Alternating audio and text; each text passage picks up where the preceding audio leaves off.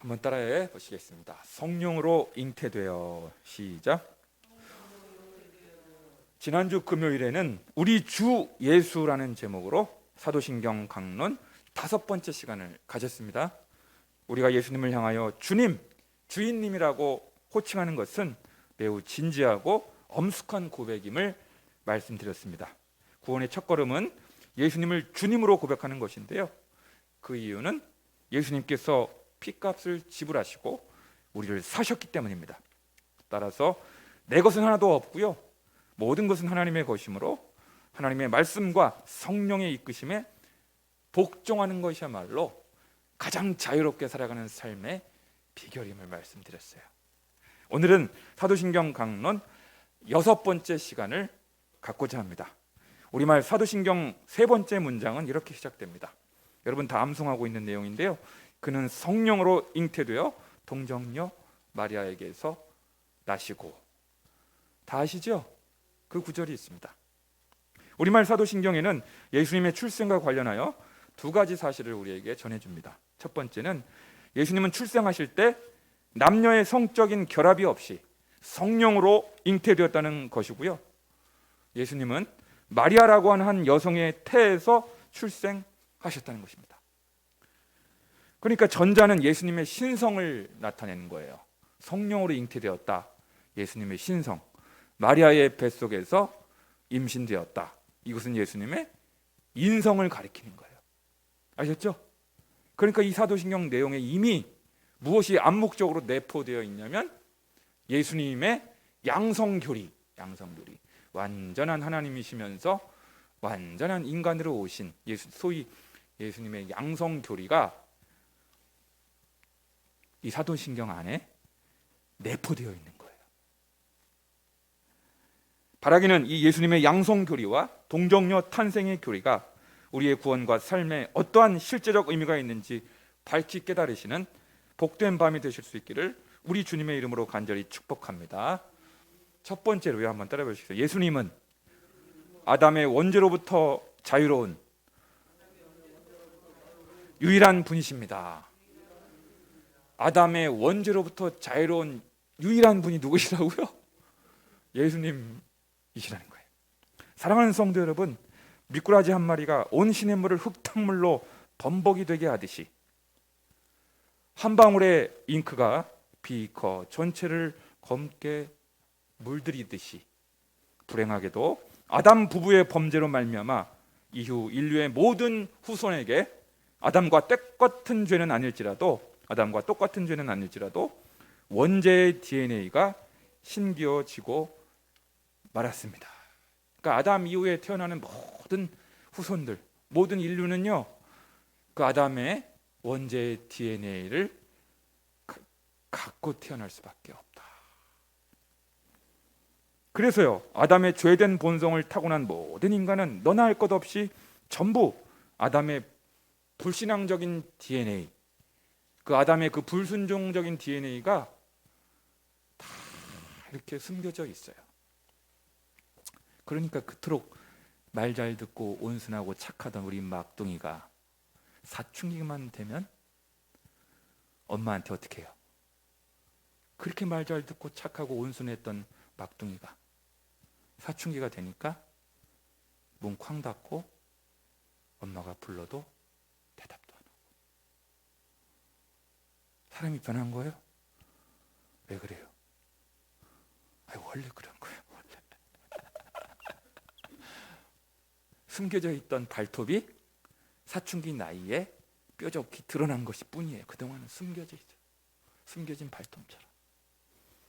사람이 달라진 게 아니에요. 한마디로 아담의 범죄 이후 모든 인간은요, 죄인으로 태어난다는 말씀입니다. 출생 때부터. 누구 때문에? 아담 때문에, 아담의 범죄 때문에, 선악과 사건 때문에. 이것을 가리켜 전적인 타락교리라고 부릅니다. 칼빈주의 5대 교리 중에 하나이기도 합니다만, 성경에는 인간의 전적인 타락, 인간의 전적인 부패를 뒷받침해 주는 말씀이 많습니다. 창세기 6장 5절과 12절에 이렇게 기록됩니다. 여호와께서 사람의 죄악이 세상에 가득함과 그의 마음으로 생각하는 모든 계획이 항상 악할 뿐임을 보시고 하나님이 보신즉 땅이 부패하였으니 이는 땅에서 모든 혈육 있는 자의 행위가 부패함이었더라. 시편 51편 5절은 말씀합니다. 내가 죄악 중에서 출생하였으며 어머니가 죄 중에서 나를 잉태하였나이다. 저는 이 성경 말씀에 100% 동감합니다. 왠지 아세요? 제가 수학을 잘 못하거든요. 우리 딸이 수학 점수가 안 나오더라고. 제가 제 딸한테 뭐라고 안 했어. 지 아비가 수학을 못하는데 아버지 탓이지 왜 제가 딸을 나무라고 했어요. 지원아 괜찮다. 나 때문이다. 미안하다. 제가 원래 수학을 못해요. 수학을. 그러니 딸이 못하더라고. 근데 왜 딸을 나무랍니까? 제가 미쳤다고? 제가 못하는. 피가 원래 그런데.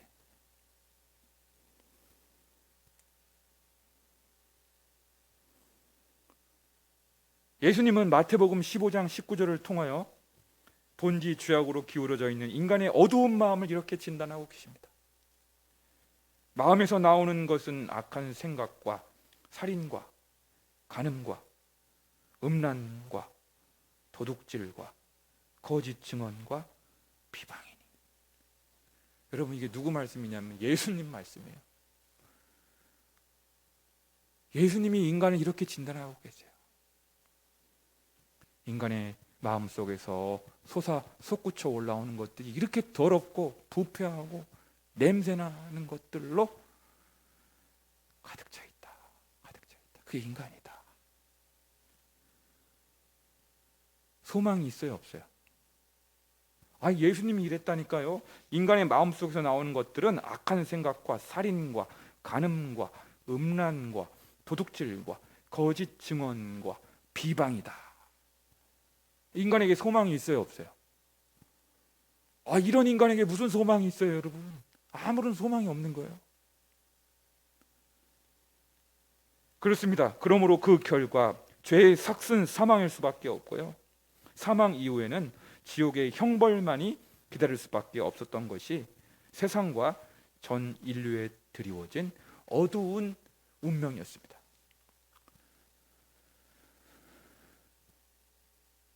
그러기에 구원자가 정말 있다면 그 사람은 반드시 아담의 원죄로부터 자유로운 사람이라야 됩니다. 피가 깨끗한 사람이어야 돼요. 단순히 심성이 착하고 종교적인 사람 가지고는 안 됩니다. 아예 출생 때부터 아담의 죄성을 가지고 태어나지 않은 사람이라야 돼요. 아담의 그 죄악된 본성, 부패한 본성, 이기적인 본성, 불순종적인 DNA, 불신앙적인 DNA가 아예 출생 때부터 전혀 없는 분이 누군가가 오셔야 돼요. 누군가가 나타나야 돼요. 그래서 하나님께서는 남녀의 성적 결합이 아닌, 부부의 성적 결합이 아닌 전혀 다른 방법으로 한 인간을 태어나도록 하셔야 했습니다. 그것이 바로 성령으로 잉태되는 방법, 동정녀 탄생의 방법이었던 것입니다. 그리고 마침내 그렇게 태어나신 유일한 분이 바로 예수 그리스도이십니다. 할렐루야.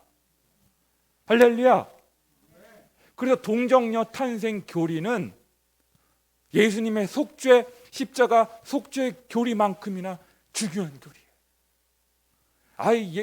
아니 열린광성교회 교인 중에서 동정녀 탄생 교리를 안 믿는 사람이 어디 있겠어요, 목사님이? 뭐 이런 걸 가르칩니까? 이거 유치원 수준. 혹시 그렇게 생각하신 분 계세요?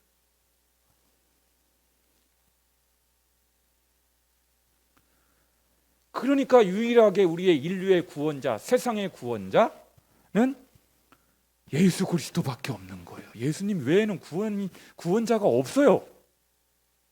그러므로 남녀의 성적 결합에 의해 태어나 아담의 원죄의 영향력을 받고 출생한 공자, 맹자, 소크라테스, 마호메트, 석가모니 등등 이런 분들은요, 아무리 훌륭한 가르침을 후대에 남겼다고 하더라도 원천적으로 본원적으로 구원자의 자격을 가지고 있지 못합니다. 못해요. 이미 출생 때부터 죄악 중에 출생했잖아요. 아담의 DNA를 가지고 태어났기 때문에 이런 분들은 구원자의 자격이 안 돼요. 안 돼. 아예 없어요. 왜? 다 죄인들이기 때문에. 하지만 예수님은 죄가 전혀 없으심으로 예수님만이 인간을 죄악의 수렁에서 구원할 자격을 갖추신 유일한 분이에요. 자격이 돼야 돼요. 일단은 자격부터 갖춰야죠. 자격부터. 로마서 5장 17절과 19절은 둘째 아담으로 오신 예수님의 구원 사역을 이렇게 설명합니다. 한 사람의 범죄로 말미암아, 그건 아담을 가리키죠. 아담의 범죄로 말미암아 사망이 그 아담을 통하여 왕노릇하였은즉 더욱 은혜와 의의 선물을 넘치게 받는 자들은 한 분 예수 그리스도를 통하여 생명 안에서 왕노릇하리로다. 아멘. 인류 전체를 어둡게 드리워진 그 죄악의 영향력으로부터, 죄악의 지배로부터 유일하게 자유로우신 분이 바로 예수님밖에 없기 때문에 예수님께 속한 삶을 살아야만 죄악된 욕망으로부터, 죄악된 영향력으로부터 자유로운 삶을, 그 죄악의 물길을 거슬러 올라가지고 연어처럼 그냥 거슬러 올라가는 삶을, 발딱발딱 살아있는 그 생명력 있는 삶을 예수 그리스도께 속한 자만 살아갈 수가 있는 거고, 예수 그리스도께 속하지 않은 사람들은 죄악의 물길에 그냥 속절없이 쓸려가는 삶을 살아갈 수밖에 없는 거예요. 할렐루야. 믿으세요? 그래서 우리가 오직 예수 하는 거예요. 오직 예수밖에 없는 거예요. 오직 예수밖에 없는 거예요. 그렇습니다. 예수님은 유일하게 구원자의 자격을 갖추셨을 뿐만 아니라, 자격만 갖추고 십자가에 못 박히는 그 순종을 예수님이 거부하셨다면, 미쳤습니까? 하나님, 제가 죄도 없는데 내가 왜 억울하게 십자가 형벌을 당합니까? 라고 하시면서 예수님이 불순종하셨다면, 아무리 예수님이 구원자의 자격을 갖추셨다고 하더라도 또한 소용이 없는 거예요. 그런데 예수님은 십자가의 그 쓴 잔을 피하려고 하지 아니하시고 십자가의 순종하심으로 말미암아 우리에게 구원을 완성시켜 주신 분이세요. 이 두 가지 조건을 완벽하게 갖추셨단 말이에요. 예수님은 구원자로서의 자격을 갖추셨고 우리의 구원을 위해서 죽기까지 십자가에 복종하셨단 말이에요. 죽으셨단 말이에요. 그러니까 예수님의 구원 사건은 우리에게 완벽하게 예수님의 구원 효력이 우리에게 임하게 된 것입니다. 할렐루야. 빌립보서 2장 8절은 이렇게 증거합니다. 사람의 모양으로 나타나사 자기를 낮추시고 죽기까지 복종하셨으니 곧 십자가에 죽으심이라. 신난다. 너무너무 신난다. 이 예수를 사람들이 알아야 되는데,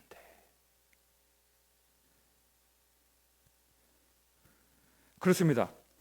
동정녀 탄생 교리는 예수님의 양성 교리를 확증해 주는 교리입니다. 또한 예수님만이 하나님과 인간 사이를 이어줄 수 있는 유일한 중보자가 되시는 거예요. 완전하신 하나님이시면서 완전하신 인간이시니까 양쪽의 입장을 다 이해하고 계시는 분이세요. 그러하기에 엘버트 몰러라고 하는 분이 했던 말처럼 동정녀 탄생이 없으면요 복음도 없고요, 동정녀 탄생을 믿지 않는 사람은 구원도 없는 거예요, 여러분.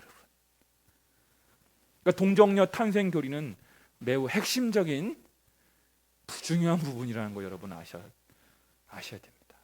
동정녀 탄생 교리. 두 번째로 따라해보세요. 마리아는 예수님을 잉태했을 때만 동정녀였습니다. 시작.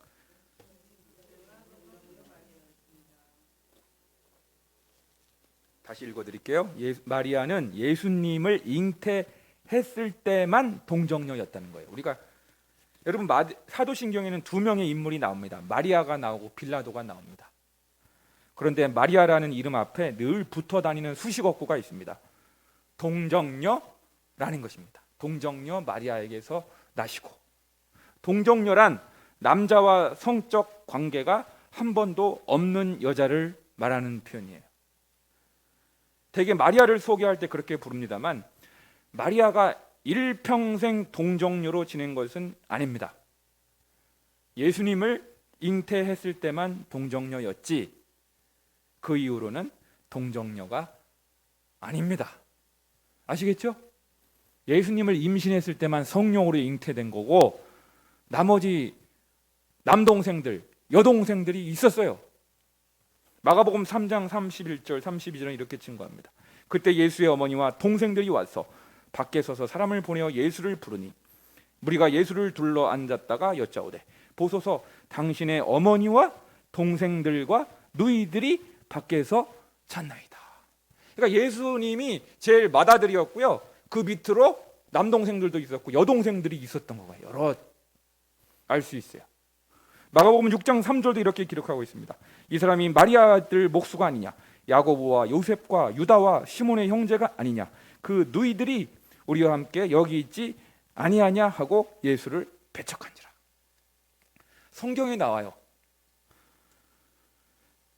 그 예수님 밑에 남동생들이 여럿 있었는데 여러분 신약 성경에 야고보서라고 있죠. 야고보서. 그 야고보서의 저자가 누구예요? 예수님의 친동생 야고보가 쓴 책이에요. 여러분 신약 성경에 유다서라고 있죠. 계시록 바로 앞에 있는 유다서. 유다서에 쓴 저자가 누구예요? 예수님의 친동생 유다가 쓴 책이에요.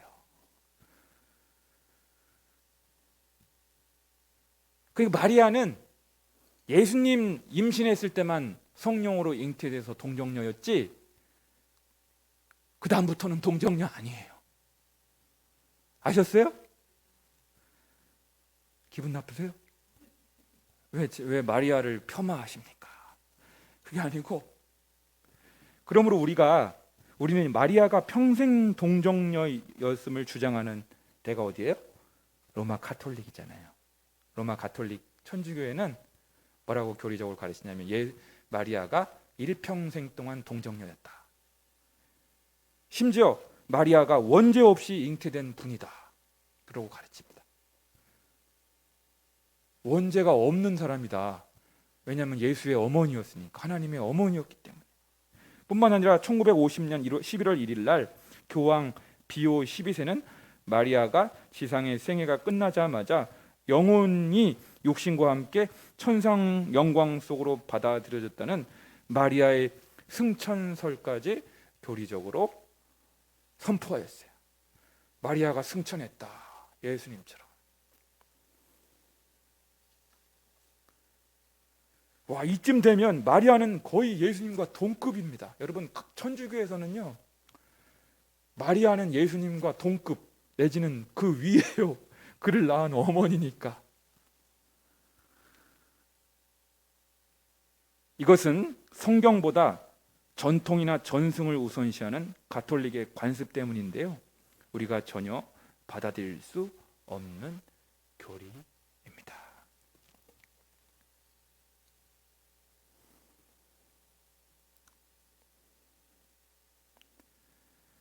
사랑하는 성도 여러분, 저는 예수님의 동정녀 탄생의 교리가 얼마나 우리의 구원의 중요한 본질적인 진리인지를 밝혔고요, 또한 로마 가톨릭의 지나친 마리아 신격화가 성경적으로 잘못된 것임도 밝혔습니다. 이제 저는 예수님의 동정녀 탄생 교리를 보다 실존적인 차원에서 보다 실제적으로 접근하고자 합니다. 지금부터가 이제 사실은 메인인데, 오늘 설교에 여러분, 예수님의 동정녀 탄생은요, 당연히 예수님의 성육신 사건을 포함하고 있습니다. 하나님과 동등된 성자 예수님께서 하나님으로서의 지위와 권리를 다 포기하시고 빛나고 높으신 하나님의 영광을 다 포기하시고 내려놓으시고 죄 많은 인간 세상에, 물론 죄는 없으시지만 죄인과 똑같은 사람의 모습으로 이 땅에 내려오셨습니다. 이것을 가리켜 우리는 예수님의 성육신이라고 말해요. 성육신, 도성인신이라고도 말하고 화육이라고도 말합니다. 예수님의 성육신 사건은 우리에게 매우 큰 의미를 줍니다. 놀라운 신비입니다. 빌립보서 2장 5절에서 11절은 예수님의 성육신 사건을 이렇게 노래합니다. 너희 안에 이 마음을 품으라. 곧 그리스도 예수의 마음이니 그는 근본 하나님의 본체시나 하나님과 동등됨을 취할 것으로 여기지 아니하시고 오히려 자기를 비워 종의 형체를 가지사 사람들과 같이 되셨고 사람의 모양으로 나타나사 자기를 낮추시고 죽기까지 복종하셨으니 곧 십자가에 죽으심이라. 이러므로 하나님이 그를 지극히 높여 모든 일 위에 뛰어난 이름을 주사 하늘에 있는 자들과 땅에 있는 자들과 땅 아래에 있는 자들로 모든 무릎을 예수의 이름에 꿇게 하시고 모든 입으로 예수 그리스도를 주라 시인하여 하나님 아버지께 영광을 돌리게 하셨느니라. 사랑하는 성도 여러분, 예수님의 동정녀 탄생을 단지 교리적으로만 이해할 것이 아닙니다. 가톨릭의 잘못된 교리를 날카롭게 비판하면서 마냥 교리적인 우월감에 도취될 것도 아닙니다. 정말 중요한 것은요, 예수님께서 하나님이시면서도 하늘의 영광스러운 보좌를 버리시고 흙냄새 나고 땀 냄새 나는 죄악된 세상으로, 인간들이 사는 세상으로 내려오셨다는 거예요. 내려오셨다는 거예요. 이것을 조금 고상한 표현으로 한번 따라해 보신다. 하향적 삶. 시작. 높고 높은 보좌를 버리시고 낮고 낮은 이 죄 많은 세상으로 내려오셨다. 이것을 하향적인 삶이라고 말해요. 예수님처럼 우리도 상향적인, 올라가려고 하는 상향적 삶이 아니라 내려가려고 하는 하향적 삶을 실천하며 살아야 한다는 거예요. 죄악된 우리는요, 이기적이고 자기중심적이어서 높은 데로 올라가기를 좋아합니다. 입신양명 사상이 2조 500년 동안 조선을 지배한 가치관이었습니다. 과거 급제하여서 높은 벼슬에 오르는 것이 조선 남아들의 로망이지 않았습니까? 높은 관직에 올라서 높은 벼슬을 해서.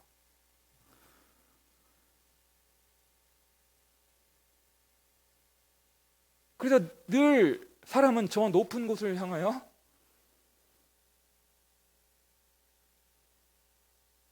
기어이 지금도 노량진의 고시원에 있는 수많은 젊은 청년들이 고시 패스하려고,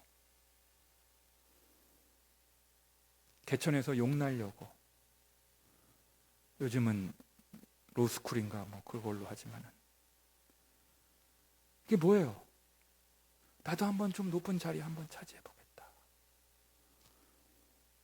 그런데 안타까운 것은요, 교회도 마찬가지입니다. 작은 교회는 자립을 하고 싶어 합니다. 상가 교회는 커져서 단독 건물을 갖고 싶어 합니다. 저는 좋은데, 이 정도면 좋은데, 성도님들은 아닌 것 같아요. 그거 자체를 나쁘다고 할 수는 없는데, 작은 교회 목사님들은 어떻게든지 기회만 주어지면 대우가 훨씬 좋은 큰 교회 담임 목사 자리에 가고 싶어 합니다. 맞죠? 어떻게든지 기회만 주어지면.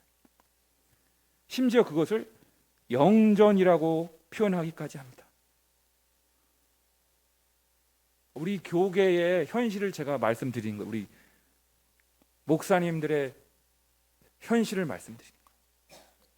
영전이란 전보다 더 좋은 자리나 직위로 옮겨가는 것을 말하는 공무원들이 주로 하는 표현이 아닙니까?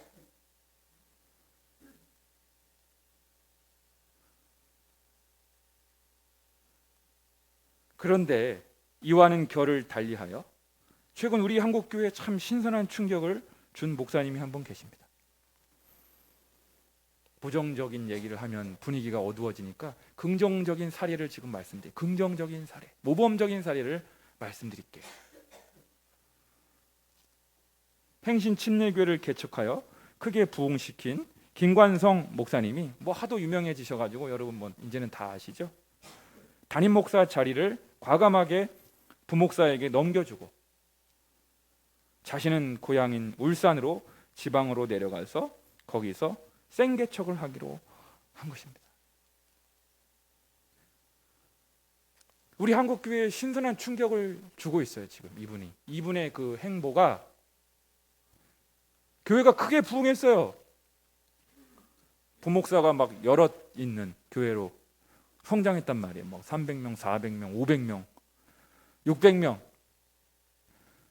그 정도 됐으면 이제는 거기서 자리에 좀 안주하고 안정된 목회를 하고 싶어 할 텐데 부목사한테 넘겨주고 나는 지방으로 가서 개척하겠다, 생개척하겠다 하고 사모님하고 내려갔어요. 들으셨어요? 박현희 원사님? 이 소식? 지금 우리 한국 교회에 큰 센세이션을 일으키고 있잖아요. 이 사건이. 이게 바로 예수님처럼 하향적인 삶을 실천한 거예요. 내려간 거예요. 남들은 다 올라가려고 해.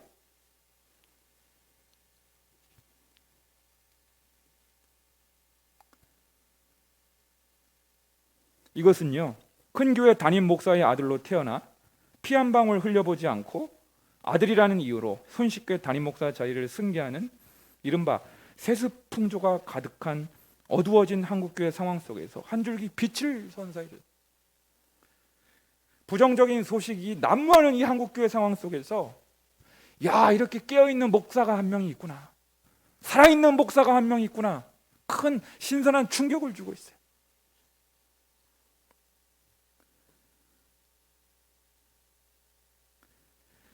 여러분, 제가 시골에서 목회하시는 분은 다 예수님 같은 하향적인 삶을 사는 분이고 도시에서 목회하는 분은 예수님과 달리 다 상향적인 삶을 사는 분이라는 뜻으로 설교하는 것이 절대 아닙니다.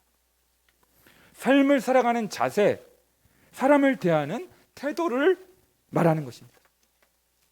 나는 높은 데 처하기를 좋아하는가? 아니면 낮은 데 처하기를 좋아하는가? 나는 과연 상석에 앉기를 좋아하는가? 아니면 말석에 앉기를 좋아하는가? 나는 과연 돈 많고 잘나고 똑똑한 사람들과 어울리기를 좋아하는가? 아니면 가난하고 연약하며 소외되는 사람들을 섬기기를 좋아하는가?